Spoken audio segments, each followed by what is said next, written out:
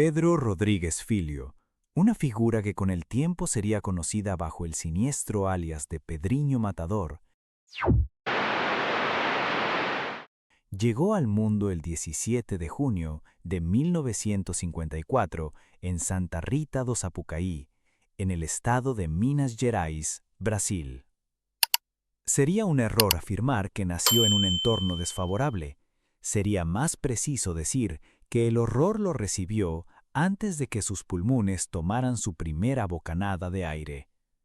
Su madre, en un estado de gestación muy avanzado, fue víctima de una brutal paliza por parte de su esposo, un hombre definido por el alcoholismo y una violencia indomable. Los golpes, dirigidos directamente al vientre, no solo pusieron en riesgo el embarazo, sino que tatuaron el destino del feto. Pedro nació con una severa deformidad craneal, una marca física imborrable. Sin embargo, la ciencia moderna, en su estudio del desarrollo intrauterino, sugiere que la huella fue mucho más profunda. El feto, conectado por el cordón umbilical, no solo comparte el sustento físico de la madre, sino también su torrente emocional y químico, el miedo, el cortisol, el dolor extremo. Desde esta perspectiva, es plausible argumentar que Pedro no aprendió la violencia, la absorbió y la experimentó en su forma más primitiva antes de tener conciencia. Este hecho no justifica sus actos futuros, pero sí nos obliga a reflexionar sobre la profundidad con que el entorno puede esculpir una psicopatología desde la raíz misma de la existencia. Su infancia transcurrió en la sombra de su abuelo paterno, en una granja que operaba como refugio para los miembros problemáticos de la familia. Pedro relataría años más tarde, y con una risa perturbadora, que su abuelo era un demonio, una afirmación que no nacía del resentimiento, sino de una retorcida admiración y una complicidad que sellaría su carácter. Su abuelo era su espejo. En aquel entorno rural, marcado por la dureza del trabajo físico, Pedro forjó una musculatura y una resistencia que se convertirían en herramientas letales. Fue ahí, a la temprana edad de 11 años, donde se manifestó por primera vez el verdadero alcance de su perturbación. Tras una disputa con un primo lejano que lo acusó de robar su caballo y lo agredió, Pedro no reaccionó con la furia impulsiva de un niño, sino con la frialdad calculadora de un verdugo. Pasó días meditando su venganza, un proceso mental completamente ajeno al de un infante normal. La ejecución fue tan simbólica como terrible. Empujó a su primo a una trituradora de caña de azúcar. La máquina, diseñada para desgarrar materia vegetal, solo mutiló su brazo, pero las heridas fueron letales. Lo que resulta sobrecogedor no solo es el acto, sino la reacción posterior. El abuelo, lejos de quedar horrorizado, se autoinculpó ante una policía negligente, encubriendo el crimen como un accidente laboral. Este evento no fue un tropiezo, fue el bautismo de un psicópata en un sistema que, por omisión o corrupción, le mostró que podía quitar una vida sin enfrentar consecuencias reales. A los 14 años, la violencia dejó de ser una respuesta a agravios directos para convertirse en un instrumento de justicia personal. Su padre, a quien odiaba profundamente, fue despedido por su jefe, el alcalde de la localidad, tras ser acusado de robar comida del comedor escolar. La paradoja es amarga, lo despreciaba como progenitor, pero la ruina económica del hogar materno encendió en él un mecanismo de protección distorsionado. Descubrió que el verdadero ladrón era un colega de su padre que lo había incriminado, pero la furia de Pedro no discriminó. Esperó al alcalde a las puertas de su oficina y lo ejecutó con múltiples disparos. Acto seguido, sin huir de inmediato, se dirigió al domicilio del verdadero ladrón y le dio el mismo final. Aquí emerge un rasgo fundamental de su personalidad, una mezcla de implacable sed de venganza con una inteligencia táctica para identificar a sus objetivos. Apenas era un adolescente y ya se comportaba como un sicario experimentado. Huyó a Sao Paulo, una megalópolis que ofrecía anonimato, y se sumergió en el barrio de Mogi das Cruzes, donde el crimen se convirtió en su profesión. En ese entorno hostil, su ética, si es que podemos llamarla así, se refinó en una dirección brutalmente selectiva. Se involucró en el narcotráfico, robando mercancía a otros delincuentes y eliminando físicamente a sus rivales. A los 16 años ya había instrumentalizado las relaciones humanas. Se unió a la viuda de uno de sus víctimas para absorber su negocio ilícito y luego la abandonó por una mujer más joven, María Aparecida Olimpia. Fue en este punto donde la espiral de sangre se aceleró trágicamente. Un cártel rival secuestró a María, que estaba embarazada del que sería su primer hijo, la descuartizó y dejó sus restos en el hogar que compartía con Pedro. La pérdida destrozó los pocos diques emocionales que le quedaban, pero no quebró su disciplina. La venganza, como él mismo declaró, es un plato que se sirve frío. Esperó pacientemente hasta la boda de la hermana del líder rival, irrumpió en la ceremonia con 4 cómplices y llevó a cabo una masacre. 7 muertos y 16 heridos graves. Es escalofriante la desproporción sistémica de su respuesta. No fue un ataque quirúrgico, fue una declaración de guerra. Poco después, ejecutaría con 2 disparos en la frente al novio de una prima suya que la había abandonado al saberla embarazada. Para Pedro, que no había cumplido los 18 años, el acto de matar ya se había fusionado con un sentido distorsionado de la lealtad familiar y una brutalidad con pretensiones de código moral. El evento que quizás defina la complejidad trágica de su psique ocurrió poco después. El padre, el mismo monstruo que lo había marcado en el vientre y arruinado su infancia, asesinó a su madre con 21 golpes de machete. La mató y esperó a la policía sin oponer resistencia, desafiante. Pedro, que había construido su identidad sobre la venganza, no podía permitir que un acto tan íntimamente devastador quedara sin su forma particular de justicia. Con 18 años y una capacidad persuasiva que hiela la sangre, convenció a las autoridades penitenciarias de que quería un encuentro cara a cara para expresar su perdón cristiano hacia su padre. Durante la visita, en menos de 1 minuto, desató su furia contenida. Lo apuñaló 22 veces, una por cada golpe que su padre asestó a su madre y una más. Pero el clímax de este ritual macabro superó cualquier lógica de venganza. Le abrió el pecho, le extrajo el corazón y lo masticó antes de escupirlo. Este acto de canibalismo simbólico no pertenece al mundo de la venganza común, sino al de la mitología oscura y la psicosis profunda.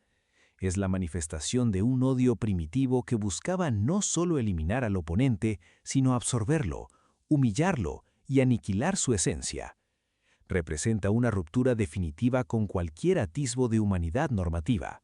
Fue un acto tan extremo que incluso en su brutalidad deja entrever la magnitud de la herida que ese hombre le había causado desde el útero. Este sería el inicio de su extensa carrera carcelaria. Detenido el 24 de mayo de 1973, su historial de violencia no solo continuó intramuros, sino que se intensificó. Su traslado a otra prisión fue inmediato, pues los aliados de su padre ya acechaban. Durante ese primer viaje, mientras la burocracia distraía a los guardias, mató a otro recluso, un violador, en el interior del furgón policial. Con este acto, Pedro no solo se defendía de una amenaza, sino que lanzaba un mensaje. Dentro o fuera, él dictaría quién vive y quién muere. A lo largo de 3 décadas, entre 1973 y 2003, asesinó más de 46 reclusos. Su lógica selectiva es engañosa y turbia. Se centraba en violadores y asesinos, lo que más tarde le granjearía una popularidad malsana como una suerte de vengador. Sin embargo, este perfil de justiciero se derrumba ante los detalles. Mató a un compañero de celda cuyos ronquidos le impedían dormir. En su brazo llevaba tatuado, «Mato por placer». Esta confesión epidérmica es la clave para leer toda su existencia. No hay ideología, no hay una misión divina de limpieza social. por mucho que él mismo en sus discursos posteriores coqueteara con la idea y con un supuesto pacto demoníaco que le otorgaba la fuerza de un caballo. Existe un placer primordial, un goce en el ejercicio absoluto del poder sobre la vida ajena. La venganza inicial, que pudo tener un motor comprensible en un contexto de brutalidad, se metamorfoseó en una adicción y un estilo de vida. Contra todo pronóstico, la etapa final de su vida invita a una reflexión profunda. La ley brasileña, que limita la reclusión a un máximo de 30 años, inició su proceso de liberación. Tras años de procesos pendientes que acumulaban sentencias de hasta 400 años, finalmente salió en libertad en 2018, después de 42 años en prisión. Para alguien cuyo campo de batalla y cuyo propósito se habían definido entre rejas, el mundo exterior era un vacío. Aquí ocurrió el giro más desconcertante del caso. Se bautizó en una iglesia cristiana y se convirtió en youtuber. Su canal, donde comentaba casos criminales famosos y relataba su propia vida con una retórica de advertencia para los jóvenes, se hizo viral. Acumuló cientos de miles de seguidores, fue entrevistado en medios serios y se sentó en podcasts a desgranar su psicología criminal. Afirmaba ver en sueños a su padre convertido en una cobra que lo mordía, alimentando una narrativa de lucha espiritual y pactos demoníacos. ¿Fue esto una redención genuina o la actuación final de un psicópata que encontró un nuevo escenario? Es debatible. La fe de su madre, su único recuerdo luminoso, pudo haber operado un cambio en un hombre que en el fondo quizás había aplacado sus demonios o simplemente había envejecido. Sin embargo, el espectáculo mediático también encaja con una personalidad narcisista que, privada de la capacidad de matar, encontró otra forma de someter, ahora a la audiencia. Su capacidad para articular el horror desde una supuesta distancia arrepentida es cuanto menos perturbadora. Los monstruos no siempre dejan de serlo. A veces simplemente aprenden a usar un disfraz social más aceptable. El final fue tan terrenal como predecible. El domingo 5 de marzo de 2023, a los 68 años, mientras salía tranquilamente de la casa de su hermana en Mogi das Cruzes, 2 encapuchados lo acribillaron a cuerpo rapo con 6 disparos. Los largos brazos de la venganza, que él tanto utilizó, finalmente lo alcanzaron. Su muerte, lejos de ser un ajuste de cuentas épico, fue una ejecución callejera. Alguien que quedó atrás en su estela de más de 100 vidas cegadas, un familiar o un antiguo rival, hizo justicia con su misma lógica. Resulta inevitablemente poético, en el sentido más oscuro. El hombre que basó su vida en la venganza y la muerte, murió como vivió. Mi reflexión personal se aleja de las posturas fáciles. La figura de Pedro Rodríguez Filo nos obliga a enfrentar preguntas incómodas. ¿Es un héroe quien limpia la sociedad de criminales? La respuesta, tras un análisis frío, es un rotundo no. Un héroe actúa con un propósito altruista y dentro de un marco ético. Pedro actuaba por un placer confeso. El fin, por despreciables que fueran sus víctimas, no justifica los medios. Su historia es la de un ser humano consumido por la violencia hasta volverse indistinguible de ella. Sin embargo, su vida también es un espejo oscuro de la sociedad que lo creó. Un Brasil de los años 70, con sistemas corruptos, comunidades abandonadas y una masculinidad tóxica llevada al paroxismo, fue el caldo de cultivo perfecto. Pedro no nació como un asesino serial, aunque el trauma intrauterino pudiera haber sido una semilla maldita. Se convirtió en uno a través de cada brutalidad que vivió, presenció y cometió sin castigo. Fue a la vez un verdugo y un síntoma de una enfermedad social profunda.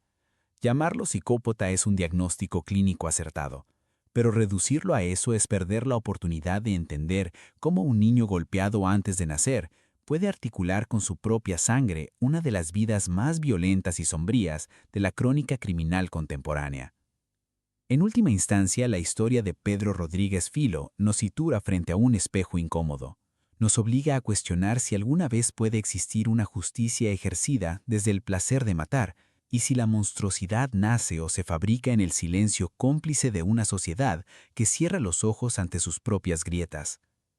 No hay respuestas sencillas, y precisamente esa ambigüedad moral es la que convierte este caso en un terreno fértil para la reflexión profunda. ¿Dónde termina la víctima y dónde empieza el verdugo? ¿Se puede separar el acto de la intención? Son preguntas que, como casi siempre, quedan abiertas y cuya respuesta depende de la sensibilidad y la ética de cada quien.